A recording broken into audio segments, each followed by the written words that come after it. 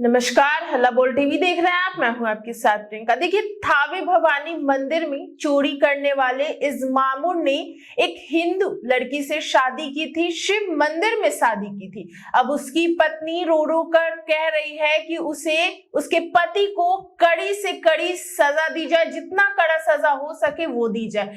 क्या ये पूरा मामला, इस विषय पे आपको और भी ज्यादा जानकारी देंगे हल्ला बोल टीवी के संपादक दीपक शर्मा। देखिए, पुलिस ने कल एनकाउंटर किया है इस्मामुल का।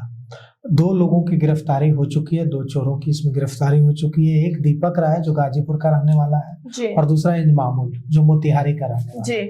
इस्मामुल के पास से माँ थावे भवानी के मंदिर का जो चोरी किया वो मुकुट का कुछ हिस्सा में मिला है। पुलिस ने उसका एनकाउंटर किया है। उसने पुलिस पर फायरिंग की थी और उसके पैर में गोली लगी है। उसका इलाज सदर अस्पताल में चल रहा है, गोपालगंज के।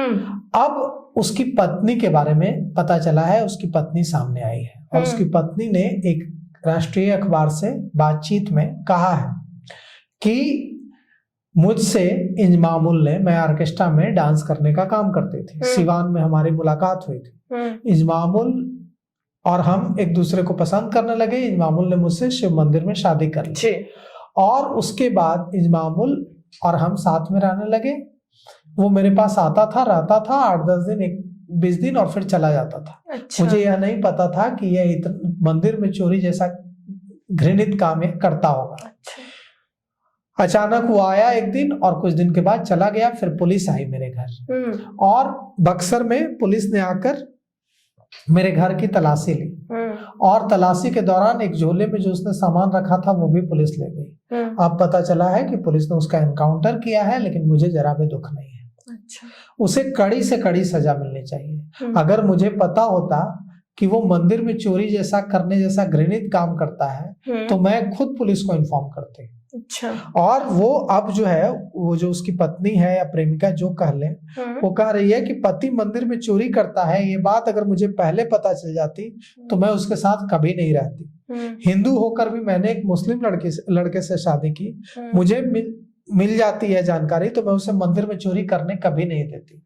वो सदमे में है कि वो जिस व्यक्ति के साथ इतने दिनों तक रह रही थी वो मंदिर में चोरी करने वाला है और वो सदमे से उबर नहीं पा रही। वो कह रही है कि मुझे इस बात की बिल्कुल जानकारी नहीं थी कि मेरा पति मंदिर में चोरी करने जैसा घृणित काम करता है। मुझे उससे मुलाकात हुई थी, मेरी उससे मुलाकात हुई थी सिवान में। उसने कहा कि इस्मामुल मोतिहारी जिले के राजेपुर थाना क्षेत्र के गोविंदगंज के वार्ड नंबर 12 का रहने वाला है। उसने मुझसे लव मैरिज की और मैं ऑर्केस्ट्रा में काम करती थी। सिवान में हम लोग मिले थे।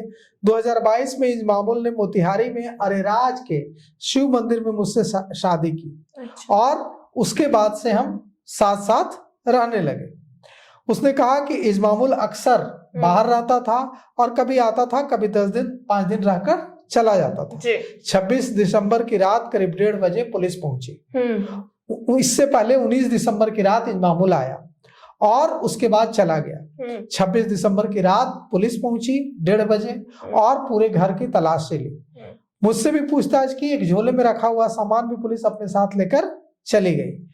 बाद में इस्मामुल के बारे में पता चला कि इस्मामुल मंदिर में चोरी करता था और उसने थावे भवानी मंदिर से माता के आभूषण चुराए थे और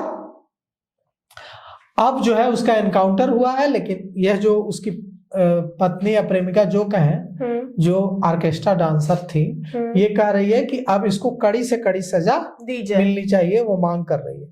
दूसरी तरफ दीपक राय के मामले में भी एक बड़ा खुलासा हुआ है, जो गाजीपुर का रहने वाला था। दीपक राय ने की प्रेमिका रहती है प्रयागराज में। और उसने चोरी करने से पहले कहा था कि मैं इतना बड़ा हाथ मारने जा रहा हूं कि अब हम लोग दोनों की लाइफ एकदम सेट है, कुछ करने की जरूरत नहीं है, शानो शौकत की जीवन जिएंगे हम। और उसके बाद उसने थावे भवानी मंदिर की रेकी की और वहां चोरी किया और वहां से 1 करोड़ 8 लाख के आभूषण, माता का मुकुट, हार चोरी कर लिया। वो 10-11 दिसंबर की रात रेकी कर रहा था जब थावे भवानी मंदिर का, तो पुलिस ने शक के आधार पर उसे पकड़ लिया था। 5 घंटे तक थाने में बिठा कर रखा उसे, उसने पुलिस को गुमराह किया और कहा कि वो अपनी प्रेमिका से मिलने यहाँ आया था। अच्छा। पुलिस ने सख्ती की तो इसके बाद उसने अपने पिता से फोन पर बात करा दी। पिता ने हस्तक्षेप किया तो पुलिस को उसकी कहानी सच्ची लगी और पुलिस ने सरकारी गाड़ी से में बैठाकर उसे स्टेशन तक छोड़ दिया जो रेकी करने आया था। अब जब बाद में एक अज्ञात कॉल आता है पुलिस को, अच्छा। पुलिस जब नहीं पकड़ पा रही थी चोर को तो एक अज्ञात कॉल आता है और वो कॉलर कहता है कि चोर गाजीपुर का है। हाँ। आप गाजीपुर पता लगाइए। वो चोर के बारे में कुछ जानकारी देती, जबकि चोर पर 1 लाख का इनाम घोषित कर रखा था पुलिस ने। लेकिन जो कॉलर है, जो पुलिस को कॉल करता है, वो अपना नाम नहीं बताता, पता नहीं बताता, अज्ञात कॉल करता है।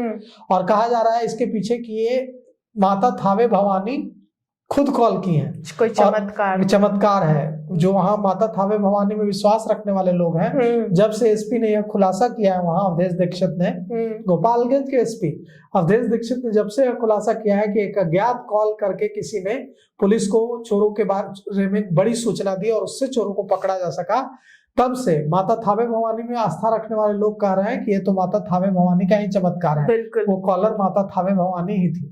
तो अब मुकुट का एक हिस्सा बरामद हो गया है, लेकिन अभी भी पूरी तरह से आभूषण बरामद नहीं हुए हैं और इसमें और भी कई लोग हैं जिनकी गिरफ्तारी बाकी है। देखिए उनकी गिरफ्तारी कब तक होती है और पूरा आभूषण कब तक बरामद होता है। आभूषण का एक हिस्सा बरामद होने से, मुकुट का एक हिस्सा बरामद होने से यह तो साफ है कि इन लोगों ने मुकुट को तोड़ा है और अब वो मिल भी जाए तो वो मुकुट नहीं रहेगा, मुकुट नहीं रहेगा, वो टुकड़ों में मिलेगा। जी, तो सुना आपने कि थावे भवानी मंदिर में जो चोरी हुई थी उसमें से कुछ चोर गिरफ्तार हो गए हैं, कुछ की तलाशी अभी जारी है। हालांकि आपकी क्या राय है हमें कमेंट बॉक्स में बताएं।